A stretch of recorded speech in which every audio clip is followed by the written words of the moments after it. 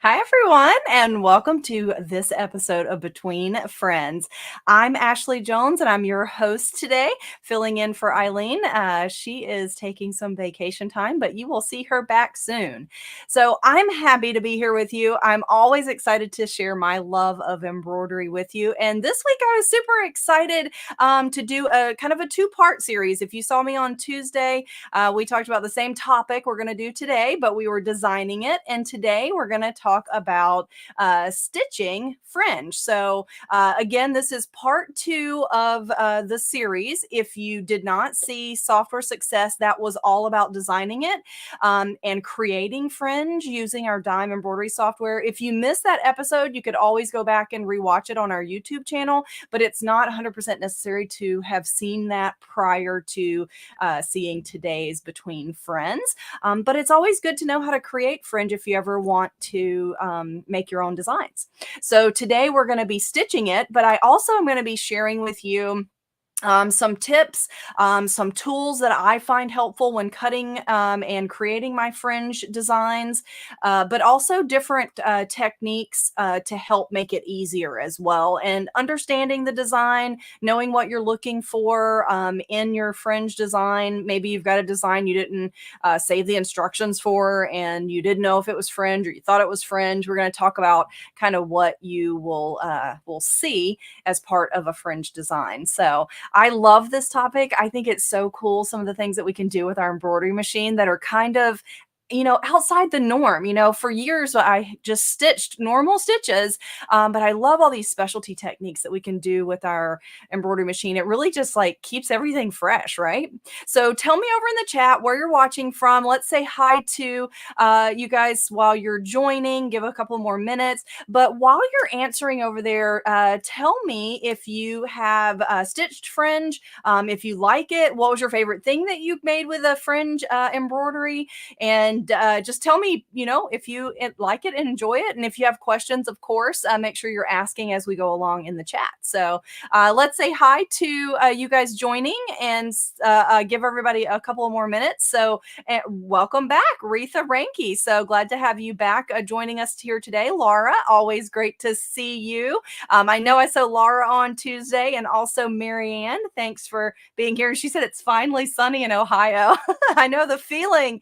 It's been very rainy here in Florida as well. So thank you, Dawn from Creative Appliques. Good to see you here as well.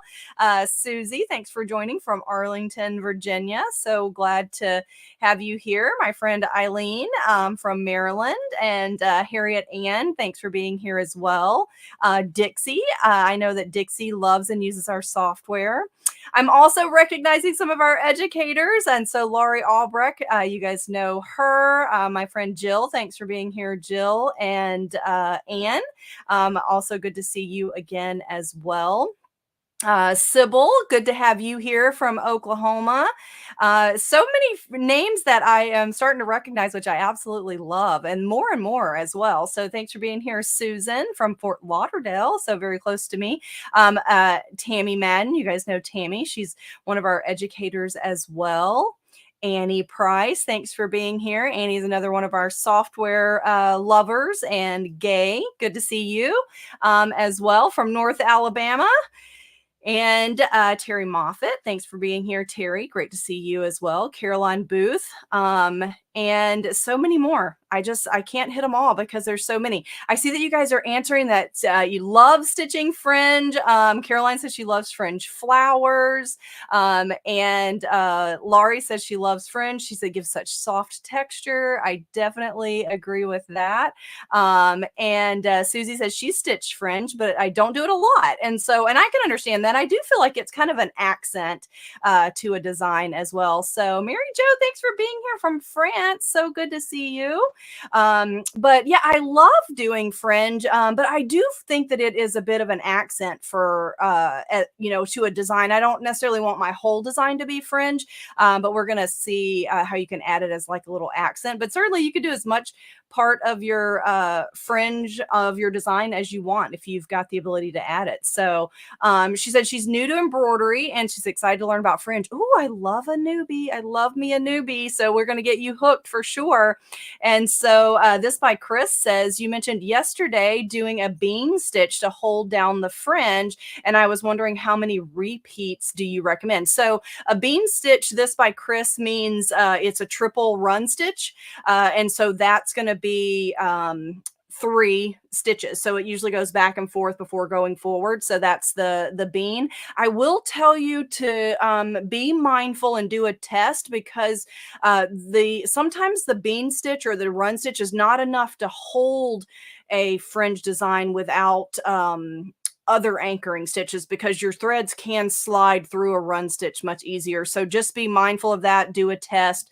And I'm going to show you some of those under the camera as well. So, okay, so let's get started with fringe. And so if you are new to fringe, I've got some information of what to expect or what you will see with the fringe design. So as I mentioned on Tuesday of this week, so 2 days ago, we had a software lesson where we designed this cute little happy fall little miniature quilt, I'll call it, because I made it, about the size I'd want to put on my entryway table.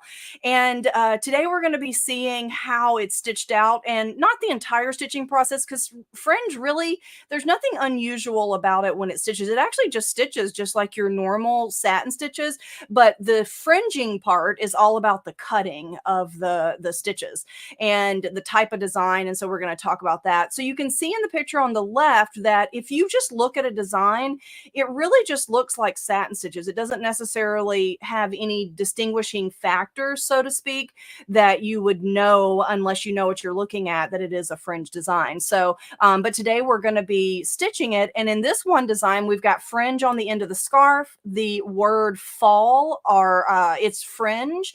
And then there's fringe all the way around my little mini quilt sample there. So, and we'll see that I've got that stitched out a second time, but just did not cut it so that we can talk through tips and things like that for cutting it. So, okay, if you're new to fringe, it's a specially digitized embroidery design that has wide column stitches. Usually those stitches are between like 6 and 10 millimeters. You may have someone that creates a fringe design that's less than 6 millimeters, but generally that's kind of the average. And then anything over 10 millimeters, your embroidery machine may not stitch because our stitch width max on our machines is usually like, depending on your model and your brand, be like between 10 and 12 millimeters. So if you stick to anything smaller than 10 millimeters, you're generally safe that your machine will stitch it. If you cannot stitch a stitch wider than 10 millimeters, your machine actually will just skip that section. So if you've ever had a section of satin stitches not stitched, they may be too wide for your machine to actually stitch. Now, the other thing to know about fringe is that not only is it a satin stitch or a column stitch, it has anchoring or locking stitches in a certain area. In this case, I was fringing the outside edge of my little miniature quilt here. And so the anchoring stitch is in the interior so that whenever I fringe my thread, the fringe is to the outside. So those little narrow stitches there are the anchoring or the locking stitches. So when I cut my thread, it's going to still stay in my fabric and not completely unravel. Okay, and then with fringe, you cut the bobbin, but you can also cut the top thread. We're going to talk about that. And when you do that, it releases your threads. And when you pull them to the top, then you get this really cool fringe look. And so there's different types of fringe. Like this is just a satin column where we have the anchoring stitch on the inside. But here you can see our anchoring stitch is actually in the center of these really wide column stitches here, and it fringes on either side, and you can kind of see that anchoring stitch run down the center. You might also see fringe that looks similar to this. It's like a little fan shape of satin stitches, and the little anchoring stitch there in the center is what's going to hold that down. Now, that anchoring stitch will hold that so that you don't have to have any other stitches on top of it. But if you wanted to tuck this fringe underneath your fill stitches, then your fill stitches actually would lock in, or it would anchor, and you wouldn't necessarily need to stitch that little round satin circle there, and it would hold it if we stitched our fill stitches on top of it. So that's another way that you might see fringe on a design that maybe you own. These little pom-poms are little circles of satin stitches or column stitches with the anchoring stitch in the center, and these a little bit different color change, and it looks like a little fringe flower. As you guys mentioned, it was nice to stitch those little fringe flowers. And this example here is where I actually piled a bunch of those little fringe fans. This one's a little bit wider, kind of in not really a circle because you can see it's uneven, but my goal was to really build this fringe up so that it looked like pom-poms. And for stitching fringe, solid color, your embroidery thread's great, but using a variegated thread makes a really cool look. So I absolutely love that. And we're going to talk about, the threads. You can really use any of your embroidery thread to create fringe. We stitch with polyester here at Dime, but certainly your rayon thread would work as well. But fringe designs now, you may have a design that has just an accent of fringe, like on the end of this little cactus here, and I'm going to show you that. But look at the close-up of this these little fringe flowers. These are straight edges on them, and the difference is how we cut them. And you can see this is filled this heart shape with these little fringe pom-poms, and these have these little loops on the end, so you can get a different look depending on how you cut. And these same little pom-poms just arranged in the shape of a letter make a really cute, fun, whimsical kind of monogram. So okay, so my little mug rug that are the little miniature quilt, it's actually bigger than a mug rug here, but this is how I created it. I stitched this on pre-quilted fabric, and you don't have to. You could have done your quilting cotton and put batting behind it, but I just did a placement stitch and a tack down, and you can see I'm using my multi-needle embroidery machine, but you do not have to use a multi-needle. You could do this on your single needle machine. I just wanted to use my multi-needle because it had a lot of color changes, and we don't always give the love to the multi-needle users out there, so I wanted to make sure to do something a little bit different today. But this design, after I've tacked it down, now I've actually stitched most of the design that's not fringe, and now I'm about to start stitching the fringe elements. And so I just wanted you to see how they stitch, because it really is exactly the same. So that's the little fringe on the end of the scarf there, and it's just a long satin stitch, and so your machine stitches it just as it would a regular satin stitch. Now I've sped this up, but because they're long stitches, it actually you can tell that your machine kind of slows down because it has to jump further. And then after the scarf was done, the word fall I created in fringe as well. And you can see here, this is a wide satin, but because it's actually wider than 10 millimeters, it's split in the center. So I've really got about 7 millimeters of fringe on each side. And then that's the anchoring stitch that's stitching right down the center of the fringe so that I can fringe it on the left and the right of the anchoring stitch. So, and then once it's done with that anchoring stitch, it does that for each section. And then it's going to finish stitching the remainder of the letters there. And again, this all stitches exactly like regular satin stitches. They're just longer and they have that specific stitch there. Now for the edges, I placed my fringe. You can see that it's stitching kind of similar to an applique. It's stitching, covering the raw edge of my little rug there, of my little mini quilt.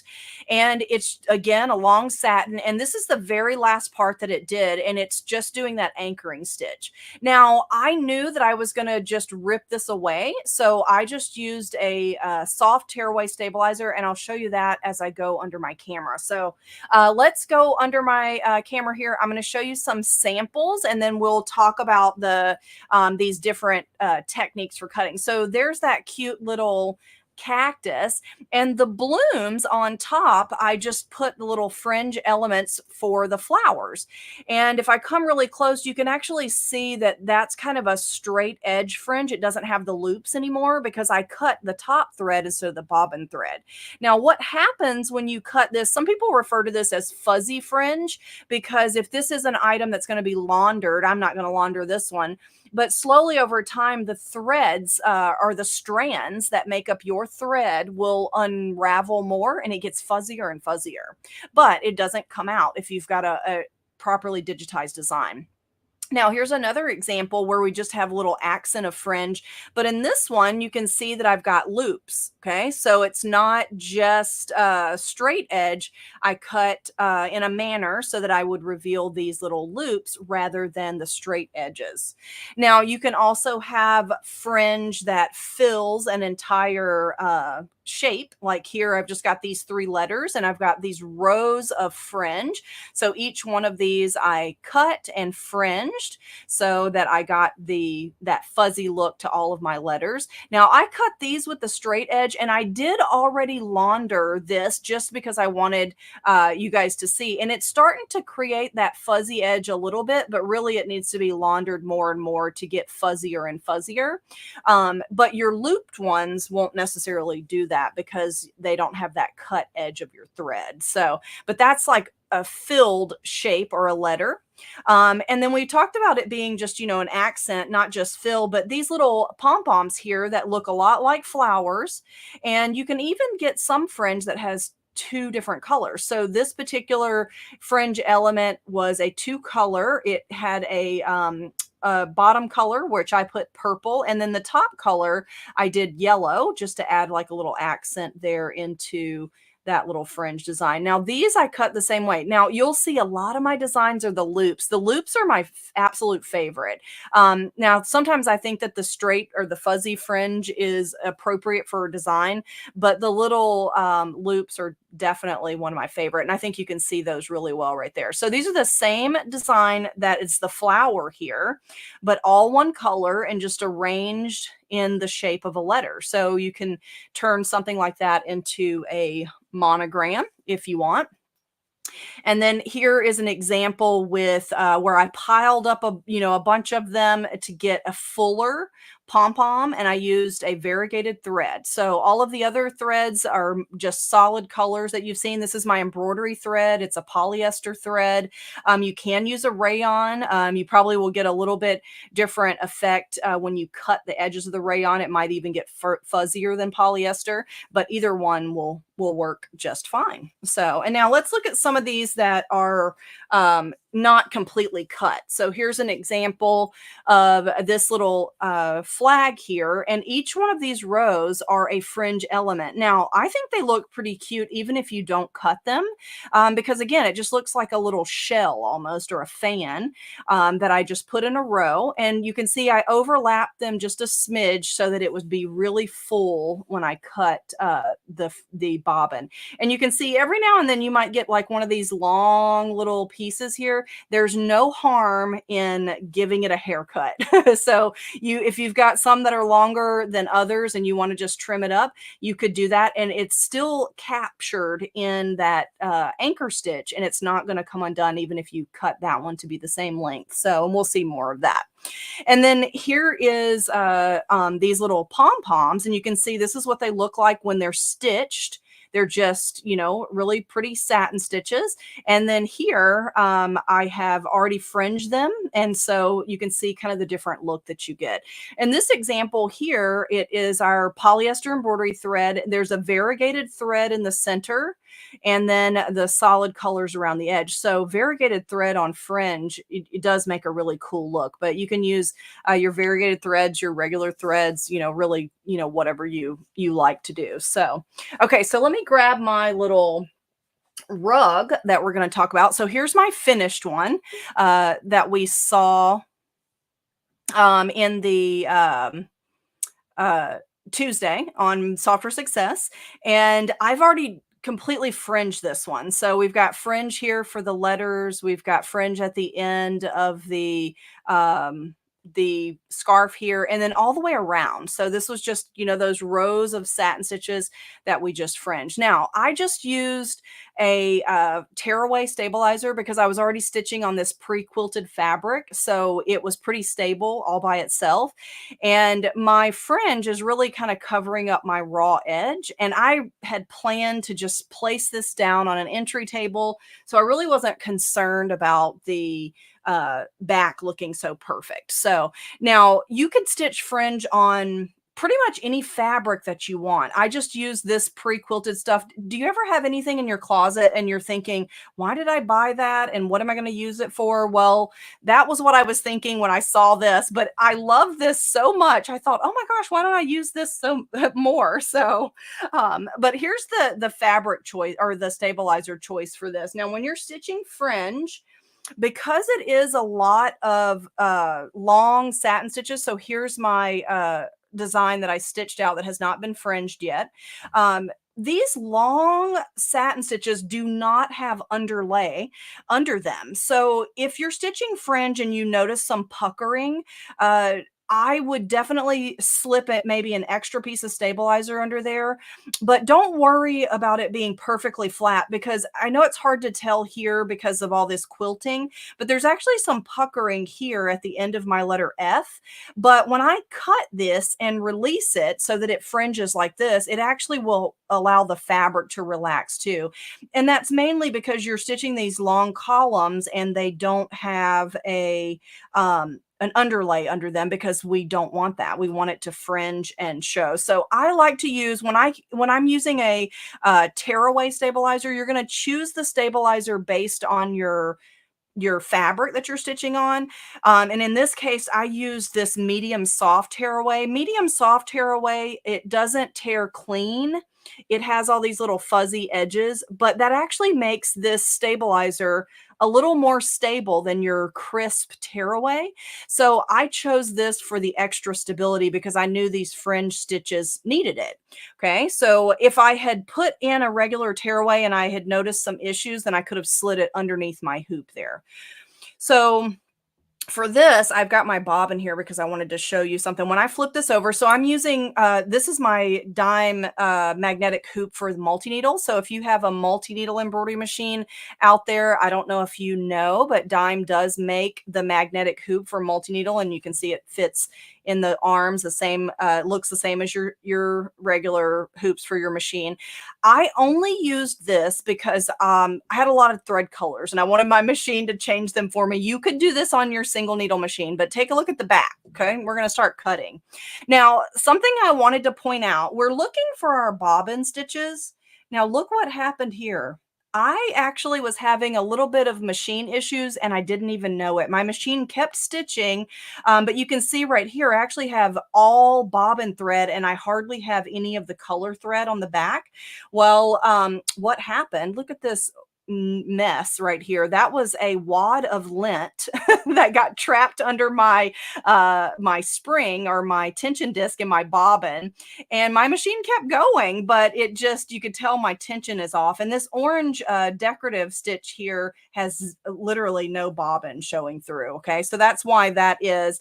But if your machine is working correctly, then most likely you're going to see something like this, where you see all of these really visible stitches from your bobbin. And that's what we are going to cut, either that or the colored stitch to make that fringe. So let's start here with these little pieces. And there's different ways that you can cut. Okay, so if you've got scissors that have a really narrow point to them, you can use that. You can also use your seam ripper to get under there, but you just get right under those bobbin threads and snip. Okay, and I've got a much faster way that I'm going to show you. I'm going to show you several different tools. You can use, whatever you have on hand, but if you have a lot of fringe to cut, then I have a tip for something that's going to cut a lot faster. Okay, so we just cut just our bobbin threads, and each time I cut, I am basically releasing those loops. When you're cutting, you want to stay away from the anchoring stitch. So on our scarf, my anchoring stitch was down there at the edge closest to the scarf. So I don't want to accidentally cut that because that's what's going to hold everything together. So when we flip over, then your seam ripper may be, a little too sharp to pull this up. You don't want to snag these. So a lot of times what I'll use is something with more of a blunt tip. So I have tons of tools in my studio that have like more of a smooth tip, and I can just use those to kind of scrape across, and it pulls the fringe to the top. Okay. And so the tip of your scissors also might work, but just be mindful. It may also snag your fabric. But look at that. Isn't that cute? Now for this part here, you don't have to leave this in the hoop, but it does kind of make it easier because it holds everything nice and taut. Okay, so let's flip over on the back here. And I think I missed one. So we're going to just snip that with our scissors, just like that. So we're going to cut all these. Now I'm cutting the bobbin, which is making my threads loopy on the top. And then we'll see what it looks like when you cut the colored thread. That's what makes the straight and the fuzzy edges. Okay, so we're just going to cut. I'm going to flip over here and then just use one of your tools and just scrape, and it'll pull those to the top. Now I'm not really particular about every single thread being pulled through because really it just gives it a fuller look if some of them stay intact, but it's really up to you. You could cut, there's some of mine that did not completely come up. If I peel this back here, you can see that some of them I still need to release some of the bobbin threads, but really I think it looks great like that. So I don't get fussy about it. So now let's do some of these letters on the back here. And so for this, again, you could use your scissors. I'm going to use my seam ripper. And here's something that is a good tip. So if you take a straight pin and put that kind of at the end of your stitch here, if you've got another part of your design that you don't want to accidentally slice into, that will help stop your seam ripper there. So if you get that right into place, but you could use your seam ripper and just slice through there as well. And again, I'm cutting these bobbin threads here. And the same thing this direction. I'm just putting my seam ripper under the bobbin stitch and in between the stabilizer. So be really careful. Your seam ripper, because that pointed tip, it could slice through your fabric. So just be very careful when you're doing that. So the seam ripper goes really quickly, especially if you have a nice sharp one like this, but it also can be a disaster really quickly if you slice into your fabric underneath. And so you have to ask me how I know that. So have lots of mishaps here, but your seam ripper can go quick if you've got a really wide area like you see here to cut. And then I would just go to the front and let's release those stitches. So, and sometimes when you go to the front, it's not completely pulled through. So you'll need to maybe go back and do it again. So I'm just going to use my tool here and start pulling that up. How cool is that, right? It's actually just fun and almost like therapeutic to do that. So you just scrape, scrape, scrape. And again, if you didn't get them all, you can just flip right back to the back, do some more cutting to get that to fringe. So, and then the straight edge, I'm going to cut the colored thread around the edge so we can make that straight edge fringe. So now here's another tip. All of these bobbin threads, you can see them in my brown thread here. I use a lint roller if you want, but does anybody out there use Dime's print and stick target paper? So this we use to print templates on, and sometimes when we print, you might have some extra on top, bottom, left, or right that you cut off. Well, I save all those little scraps. Look at this. And these act as sticky rollers, so to speak. For me, I can just, wrap this around and pick up all those bobbin threads. So I save little scraps of adhesive stabilizer for this same reason. And you can just kind of get some of those little linty pieces up. And then that's a good way to use your scraps. Okay. So now let's do the red. Now here's another little thing that I did. So notice this mug rug doesn't have the orange on the inside. And I added this. It's a nice little decorative accent, right? But I'm going to tell on myself. I actually had to add that because something happened in stitching and things shifted. You know how things can go crazy. And this did not completely grab the edge of my fabric. So I just added an extra stitch. So that's why I love having my own software so I can make some corrections like that. Okay, so for this outside, I'm going to use our Stitch Ripper. So does anybody have this? So this is a tool from Dime that's an electronic stitch ripper or stitch remover tool. Okay, so the Stitch Ripper is really designed for if you make a mistake and you need to remove those stitches and restitch, reline your design. This could make some really quick work of removing a lot of stitches. But I'm going to use it, show you how I use it to cut the fringe because we're kind of doing something similar, right? We're cutting the bobbin. So let me scooch this out of the way. So the Stitch Ripper, you've got your little instruction manual here. It comes with 2 blades. It comes with a narrow blade and a wider blade. And so you've got your tool. Here we go. And then it comes with a little brush to clean all the lint out of there and some oil so that you can oil your blades. And then it even has a rechargeable plug, so you can charge this. And if you forget to charge it and it's the battery's dead, you can actually use it while it's on the charger because the cord's nice and long. Okay, so if you don't have a Stitch Ripper, it's a great tool. So I'll show you how to switch out because I think that wider blade would be really helpful for us. So the wider blade, if you're having to remove like a lot of stitches, it's really easy. To take this one off, you just press against it and it'll just pop off. And then that little attachment there goes right back and you just press it and it snaps into place. Okay. And when we turn it on, the blades, they move and they cross and it's going to cut our threads for us. So let's watch this. So now for this, what I'm going to do is I'm actually going to slide my ripper toward the edge to cut the red so that we get more of that straight edge on the front.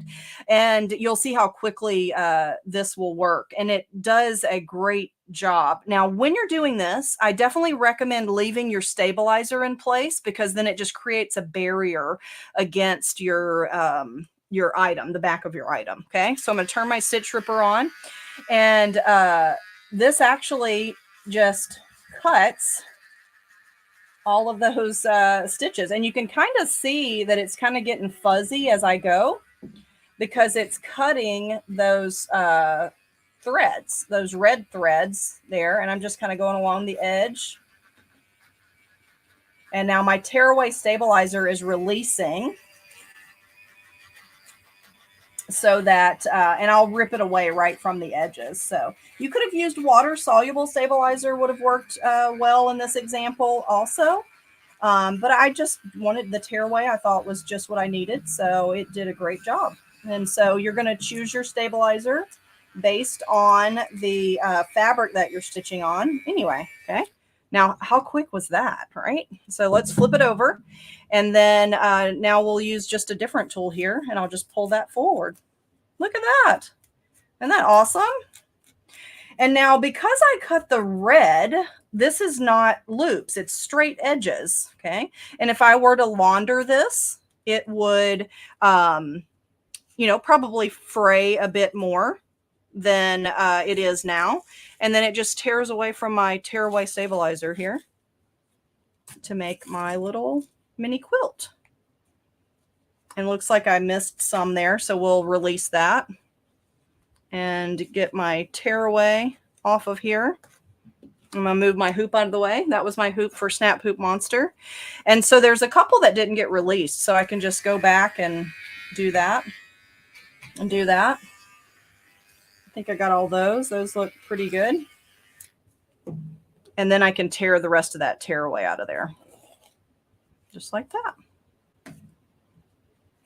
That was one that didn't get released, so I'm going to go back and do that too. Boom. One touch and it did that. So isn't that awesome?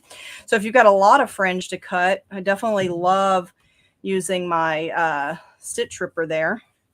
And you can see all the little fuzzies that happened that you can clean up with your scraps of your adhesive paper. So isn't that adorable? And so I would go back and just finish tearing away my tearaway stabilizer there just to clean up my edges and everything. But you guys don't have to watch all that. So do we have any questions? I've got a couple more tips for you, but let's see if we have any questions before we go on to the next part. So what did you guys think? Did you guys like that? So, hey, Judy Warren from Hawaii. Good to see you. Shazia from South Africa. Thanks for being here. She says she loves her SFX. So I love that. So, and then Marianne says she loved that fringe flag. Thank you so much. And she said the pom-poms.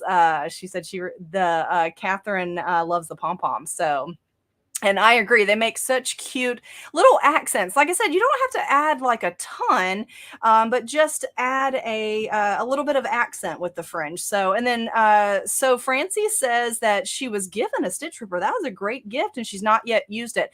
Now, this is an unconventional use, although I am kind of removing stitches, but if you ever have a mishap, the stitch ripper is really good to use to remove your stitches. So, and then Catherine said, it looks like my youngest son's haircut. So I love that. I have a mental image now of what his haircut looks like. So, and then Carolyn McPherson, thanks for being here. She says she has the stitch ripper. It is a great time saver when things go wrong. That is so true. And boy, do we not like to admit it when things go wrong, but certainly it does happen from time to time. So yeah, I definitely agree. So I was just looking, I don't see any questions particularly. And so many ideas. Ann Philbeck says, so many ideas going through my head. So thanks, you're welcome. And so I know I could think too, you know, that's, I think one of the hardest parts of my job is I have so many ideas, but I don't, I mean, there's not enough time in the day to stitch them all, right? So, and then Mickey Smith says, was the flag your own design or is it in the software? So the flag design is something that I created, but it did come from the special FX software. I just created the heart and there was a built-in star in the software, and that's actually a 3D foam star. And then for these, it's just one of the built-in elements of fringe that I just put on a repeat in a row, and I just did every other color. So really simple to make that. So really good design just for like hanging on your door, things like that. So and then Judy says it's also addicting. I just love everything. I agree. That's what got me into this predicament that I'm in, where I love that I work in this industry because I was spending so much money on my addiction here. So okay, so I don't see any specific questions. If you have them, feel free to ask in the chat. And so, but if not, let's go back over. I've got another tip for you. And so here I've got this little ghost design, and this little design is from one that I've created. So there we go. And around the edges of this one is fringe, and it's similar to the fall letters where it's going to fringe on both sides. But I've got a tip for you here. So first of all, I wanted to point out again, this month in October is Monster Mash, meaning that all of our dime snap hoop monsters are on special. And this is the one for the multi-needle embroidery machine. Now notice the hoop that I showed you earlier, the green magnet was on top. But when you're stitching on a multi-needle embroidery machine, you've got a tubular item like this the magnet actually goes in the inside so that you can put the neck of your machine in here if you've got a multi-needle embroidery machine. So if you're doing tubular items with the Snap Hoop Monster, the magnet actually will go inside the item and on the back so that you can put that over the neck of your machine. So if you've got a multi-needle out there, hopefully that helps you. And so this cute little ghost I just did on a little canvas bag. I thought that would be cute for little Halloween treats. And so the thread is white. I'm going to unhoop it so we can take a look here. And so my magnet is on the inside. And I've just got tearaway stabilizer. But take a look. I'm going to turn this inside out. Here's another tip for you. So when you're stitching fringe, using a contrasting bobbin can be very helpful. So I actually stitched this in 2 different color bobbins specifically for you guys. But take a look at the top where it's white thread and it's white bobbin. So if you want to cut those loops, it's really hard to see where the bobbin is versus where the actual top thread is. But if you use a contrasting bobbin color, a lot of times if you're using pre-wounds, you can get pre-wounds in both white and black, and that usually will kind of cover you, because if you're using black thread, put white on the bottom. If you're using white and black, and usually you can kind of tell better of a difference between black and other colors and white and other colors. But it just makes it easier to see this so that you can easily cut it. Okay.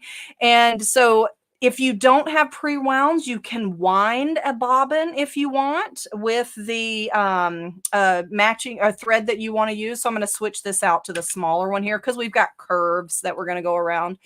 And you can wind your own bobbin using a like a 60 weight thread is a good way to is a good thread to use for the bobbin. Now for this one, what I'm doing is because I had those curves, I'm just pressing it down right on the bobbin thread. And again, I'm not trying to be perfect this first time. I'll be able to tell, but I can really see the black against the white over here. So if you've got a white thread on the top, maybe consider doing a different bobbin. So just like that. Now this one, you guys probably already know this, but this particular design has that anchoring stitch in the center. So it's on the fringe is going to fringe on the left and on the right. And so when I'm pressing down with my ripper, I don't want to cut my anchoring stitch that's in the center, because then that would release all my threads. That would be what I wanted to do if I made a mistake and wanted to remove all of this. So let's head over to the front and just release some of those. We don't have to do all of it. Just wanted to show you that thread. And this cute little design, I just thought it would be a cute little treat bag for Halloween maybe. Okay. And then just use your tool of your choice. Now, this was canvas. So again, I used tearaway stabilizer, but you're going to use the type of stabilizer that is for your fabric. So fringe is not different really than your regular embroidery. You want to choose the stabilizer and the needle based on the fabric that you're stitching on. So, and I need to go back and do some more releasing there, but I just wanted to show you guys that. And you can see that black thread coming up. That's my bobbin thread. And I'm just going to use, you know, my lint roller or my leftover scraps to get rid of that. But you'll just keep going around until it all fringes. So isn't that cool? I just love it. I've got one more fun example that I want to share with you, that I've got one more tip for cutting, because this one is a little bit different look. So, but that's going to be so cute. I'll get that all cleaned up and get all that black thread off of there, off of the front. It actually kind of looks kind of cute, kind of speckly, right? So, and so the next example that I'll show you really quickly. So this little thing that I made here was just like one of the little hangers that you can put on the wire racks. And this is a design that's in Special FX that I filled with the fringe because, you know, a hedgehog has quills. So quilty of loving fall. Isn't that cute? Now I did an envelope back so that I could get back to the back again. And so I'm going to turn it back wrong side out so that we can get back to the back. And then I've got a little tip here, because this is a little harder to see.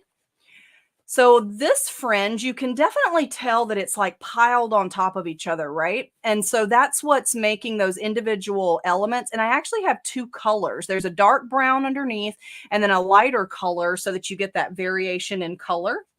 And so another tool that's really helpful, let me slide this over, is our perfect view magnifying lamp.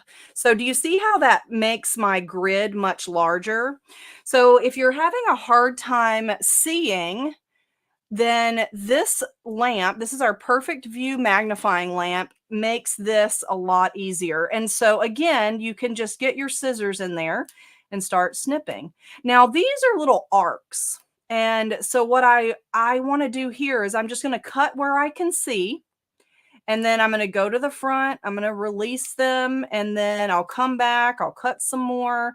But these are layered, so you may not be able to cut all of these until you've released some of these other ones. So you just go through and do your cut. Now, again, notice I'm cutting the bobbin. That it's my favorite, and it's just, that's up to you. You cut, if you like the straight edge fringe, that's perfectly fine. If you accidentally cut some of the colored thread, don't fret, because remember, you've got that anchoring stitch. So it's going to hold everything together. And you might have some fuzzy, some looped. So, and that's perfectly fine. So I'll just cut a few of these so that we don't have to see them all cutting. But this perfect vision magnifier lamp, oh my gosh, look at that. Isn't that amazing?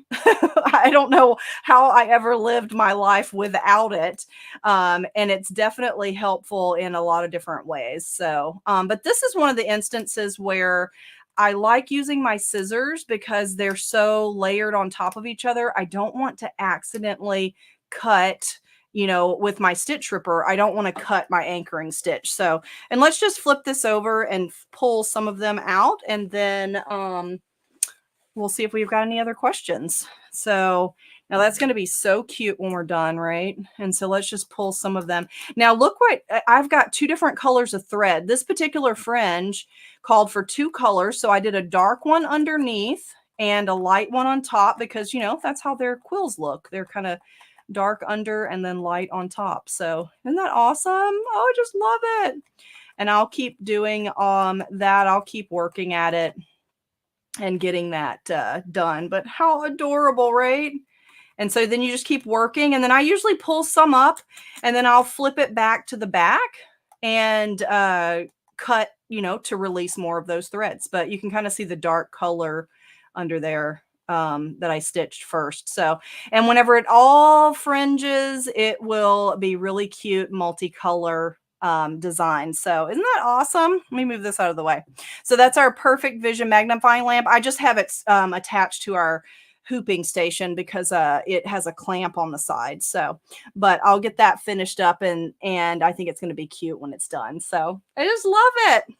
All right. So let's see what you guys had to say. And we will answer some questions. I see we have some questions now. I love questions. Thank you for asking. And so Marianne said, is the two color fringe in the fringe tool in the software? Yes, it is. So in SFX software, there are some fringe that have the two colors, and that one that's on the hedgehog is one that's one of the multicolor, and it stitches one color and then you'll change it and then stitch the other color as well. And you can color sort if it is able to color sort. So, and Mary and Terry said, thank you. She said that hedgehog is so stinking cute. So thank you. I thought it was too. So I love hedgehogs. It's adorable. So the two color fringe, we answered that. And then Judy Rhodes said, did you say use 60 weight thread for the bobbin? Is that what you see when you're working with the fringe? Yes. So when you're working with fringe, use your regular embroidery bobbin. Most often, the bobbin thread that you purchase or the pre-wound bobbins are usually like a 70 or an 80 weight thread, which is, a really skinny thread. And so if you're winding your own and you've bought a spool of bobbin thread, it might be a 70 or an 80 weight thread.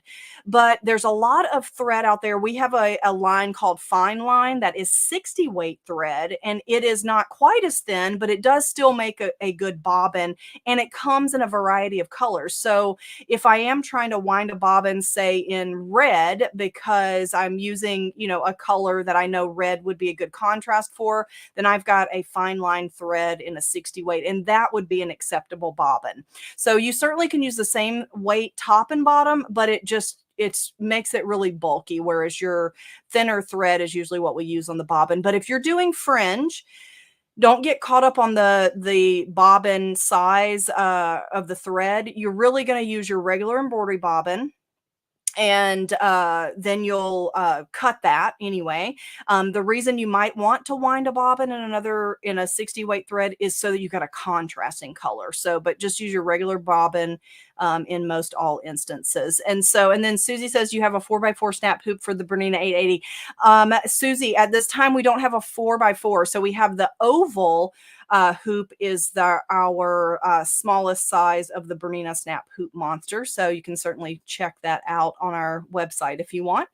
And then Terry said, Ashley, is there a recommended size range for the design, like the fall design we used for the project? So I know we need to check satin stitch links. Any other tips? So that a very good question, Terry. So Fringe is the built-in Fringe and Special FX software. If you guys are using Dime's Special FX embroidery software, you don't want to resize Fringe larger and smaller because it may already be at the max of about that 10 millimeter stitch. But the Fringe that I stretched along the edge, now I didn't make it wider, but I made it longer, and that's perfectly fine. You just can't make it wider. For the size of Fringe, I would say that the average, most people that digitize, I would say they are going to make a fringe stitch in between about 6 millimeters up to like 10 millimeters for the width of the satin stitch.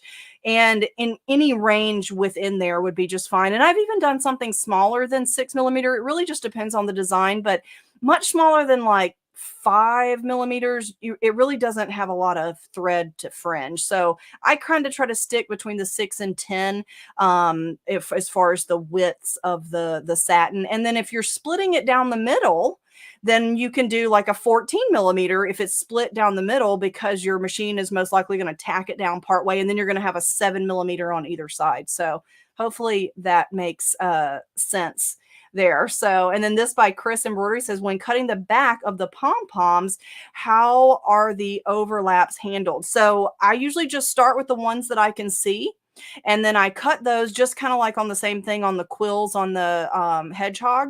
And then as you release those from the top, it will expose the ones that you have underneath. And a lot of times when I overlap, I try to make sure I'm just overlapping the satin area, and I don't want to overlap the anchoring stitch. So that's just a little tip. But as you start cutting the ones that are visible and you start releasing them on the front, you'll start to see those that are layered underneath. So, and then Laura says she's been addicted for over 25 years. So I'm with you. I'm with you. And I knew I was going to get this question. Slavig said, what about water soluble bobbin? Yes, I know that some people teach this. I don't particularly use it because I feel like it's just as easy to cut my bobbin thread as it is to wet my project. But if you want to use a water soluble bobbin, you certainly can, but you have to be certain that you switch that bobbin out when you are stitching everything else in the design other than the part that's going to fringe. So that means the anchoring stitch as well. The anchoring stitch needs to be stitched in your regular embroidery thread so that it doesn't come out. The challenge with the water soluble bobbin is that not everyone's design that they digitize might have a color change for the anchoring stitch. So if you do have the ability to your machine to stop so that you can change out your water soluble bobbin back to your regular bobbin for the anchoring stitch, then you certainly can do that. But honestly, I find it just as easy to just cut, and then it will release it that way. So that's just my personal preference. But I know a lot of people teach water soluble bobbin, and you certainly can do that as well. So, and then Ingrid said, can I do it also 2 ropes with fringe with my gnome beard? Yes, rows. I think she meant rows. Yes, you certainly can. Yes, the gnome beard, you could put rows of fringe and make the beard of your gnome fringe. So absolutely, that's a really good one. And so I love that. And then Carolyn McPherson said, this is called a special effects. When I say special effects, Carolyn, I'm referring to Dime's embroidery software that will create specialty embroidery techniques like fringe, chenille, mylar, embossing. There's a couple of others as well. I'm losing my train of thought, but more like some specialty techniques. And the special FX embroidery software will allow you to create these. But what I'm showing you today, you may already own a fringe design from someone else. And this, I've just given you tips on stitching it. So you may already have some that you've been wanting to work with. And all of these tips will apply to really anybody's fringe design, whether you've purchased it or created your own as well. So, and then Eileen says, looking forward to seeing the hedgehog completed, maybe a future class. So really good thought there. I'll have to make sure I get it done and at least post a picture anyway. So, okay. So I think that's like a lot of information on fringe, right? And so hopefully you guys enjoyed that. But as you guys know, we always have specials for you today. And I still want to share with you the on the house design, which you guys are going to love. It's so, so cute. Okay. So don't forget, just a reminder that the entire month of October is Monster Mash, meaning that we have specials on our Snap Hoop Monster for the entire month. So if you've been wanting to stock up, make sure that you get them while they're on special. We have Snap Hoops for multi-needle embroidery machines. That's what you saw me using today. But everything that I did today, you could have done on your single needle embroidery machine. So don't feel like you can only do that with the multi-needle. I just wanted to show some love to our multi-needle users and show them some tips on their Snap Hoop Monster. So stock up on your Snap Hoops while they're on special. And then because our Stitch Ripper was such a huge help with our fringe task today, it is also our special item. And so make sure that if you don't have a Stitch Ripper, that you add that to your shopping cart and take advantage of those special prices as well. And if you reach $750, make sure you use the promo, or I'm sorry, if you reach $75, make sure you use your free ship code. 75 ships free, and you'll get free shipping. So add a hoop and the Stitch Ripper, and you'll be there on that that total. Okay, so now just to kind of recap, I had some tips for you, and I just wanted to kind of talk about in case I missed some of these under the camera. And so when you're cutting fringe, so if you cut the bobbin, you're going to get loopy fringe. If you cut your colored thread, you're going to get straight edge fringe. Now notice in this picture, I'm cutting the top thread from the top of the design, which you can do. It will actually make your fringe a smidge shorter. So if you're trying to get different lengths in your fringe, you can cut it from the back or from the front. So that's another tip. And like we said, if you've got some that are kind of strays, you can give it a haircut. That's perfectly fine. We have a variety of different tools that we can use. The Stitch Ripper, you saw me do that. It'll make quick work if you have a lot of fringe to cut. Scissors with a narrow blade. Your seam ripper works great. Using that straight pin at the end of the column can help prevent it from going into another part of your design. And then use your blunt tip item to pull your fringe to the top so you don't snag it if you're using something sharp, or accidentally cut it if you're using something sharp on the top. And then a lint roller or some tape can help get like those little pieces of your bobbin. The Perfect Vision magnifier lamp was a huge help to me whenever I'm trying to see some small areas. It has a light on it and a magnifying lens, so it really is helpful in situations like this. And then for the stitching it, remember I said that fringe has no underlay, and it is extra long, or I should have said wide, not long, but it's extra wide column stitches. And so you might notice some puckering. And so once you cut your fringe, it most likely will release your fabric. But if you do see puckering and you're nervous that it's going to look puckered even after you cut it, you could use extra stabilizer, because without the underlay, extra stabilizer is extremely helpful. A extra piece of cutaway or tearaway, sorry, underneath your project, slide it right under the hoop, is a really easy way to add stabilizer just in the middle of your project if you see it puckering. Contrasting bobbin you can use to help make it more visible. We talked about water soluble bobbin. That is a possibility. Just make sure that you don't forget to switch it, or all of your design will disappear when you use the water or wash it. And then we just use our regular embroidery thread, our regular embroidery bobbin, and choose the needle based on the fabric that you're stitching on. So you don't have to use any special needle, the one that you normally use for embroidery, because this is really just regular embroidery stitches. So choose the needle based on your fabric. So okay, so now I want to share with you another great deal, right? So every single week, we give a new free embroidery design. And these are some of the cutest designs and very well digitized designs. And I've seen some amazing projects made with these. So if you haven't seen our on the house designs, then go to our website, www.dzgns.com. Search free or look under the embroidery design or projects category, and you'll see free designs. And we have all the ones listed for the entire year. Every single week, a new one was announced.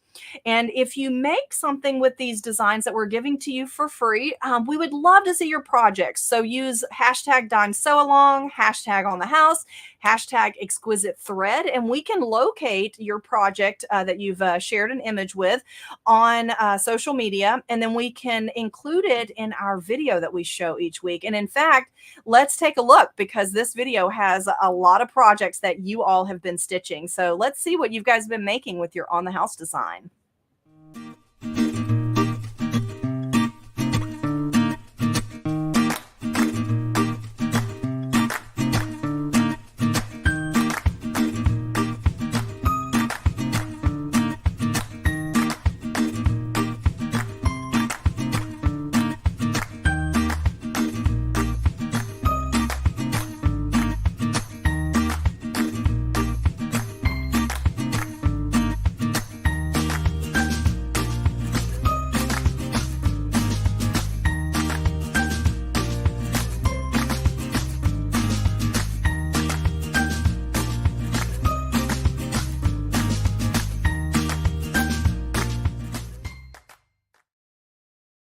Some beautiful projects, and I can't wait to use till I see what you guys make with this one. Look at this beautiful fall door. Isn't that so cute? So that is your new design for this week. So we always give you the colors that are used in the design from our Exquisite Thread line by Dime, so that if you want to duplicate this exactly, you certainly can. So I love that beautiful door. So make something with it, post it on social media, tag us with those hashtags that I mentioned, so we can see what you've been making.